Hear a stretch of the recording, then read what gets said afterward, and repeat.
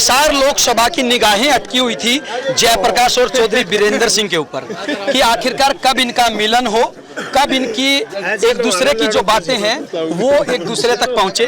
जयप्रकाश जी, आखिरकार आज आपने मना लिया। नहीं, देखो, मैं अब भी कह रहा हूँ कि चौधरी वीरेंद्र सिंह नाराज नहीं थे जी। वो नाराज नहीं थे, मनाने वाली बात नहीं थी। पहले भी मैं उनसे मिला था।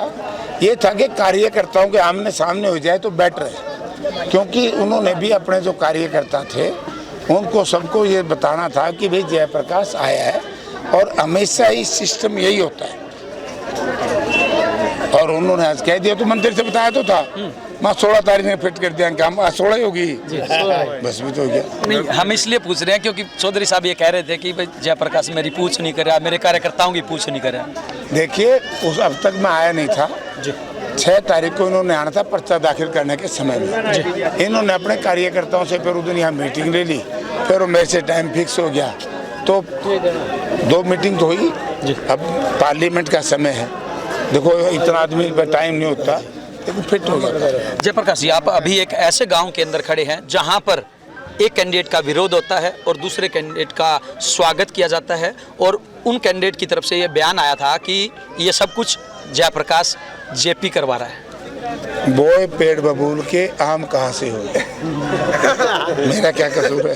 सही बात है। लोगों ने किक्कर बोई थी तो कांडे जामेंगे, भाई आम करता होगा, हम तो ये है करेगा इसे मेरा क्या इसमें। वो 13 महीने याद चलोगा। मैं एक और बताता हूँ, आज एक और बताता हूँ जी।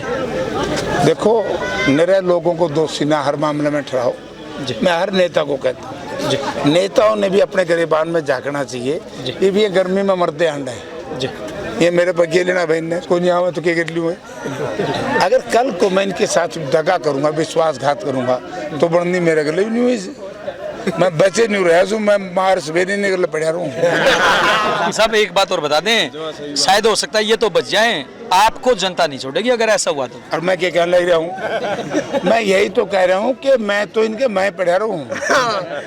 मैं तो इस बात मेरे को याद होगा, चौधरी बंसीलाल चीफ मिनिस्टर थे, मैं मेंबर पार्लियामेंट था, मंडियाली में ऐसे हुआ था, मैंने मेरी पार्टी का विरोध किया था और मैं as a member parliament Mandiali के टिब्बे पर भाषण दे के आया था, हमारी सरकार के खिलाफ, हमारी सरकार के खिलाफ भाषण दे के आया था। तो मैं गलत करूँगा, मैंने क्यों छोड़ देंगे?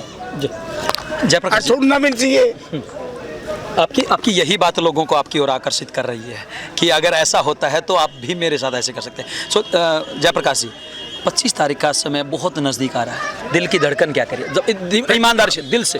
मैं तो बता दी थी, पहला 57% वोट थे, 75, तो एक काम करो, वो चैनल क्या एक दिन का सर्वे कर दो, अगर 70 और 75,000 से घाट लीड हो ना, मैं मान जाऊंगा। ये देखिए, जयप्रकाश उर्फ जेपी जो कितने कॉन्फिडेंट नजर आ रहे हैं, कितना आत्मविश्वास इनके अंदर यहाँ पर देखने को मिला। इनका कहना है कि 75,000 से ज्यादा की लीड उचाना हल्का यहाँ से दिलाएगा। हालांकि क्या रहेगा ये तो चुनाव परिणाम के बाद ही पता चलेगा। बहरहाल एक बात होता है कि जैसे जैसे 25 तारीख का समय नजदीक आता जा रहा है, वैसे वैसे हरियाणा की राजनीति का सियासी पारा गर्माता जा रहा है। वीडियो जर्नलिस्ट अमित के साथ अजय लोहान, बिंदास।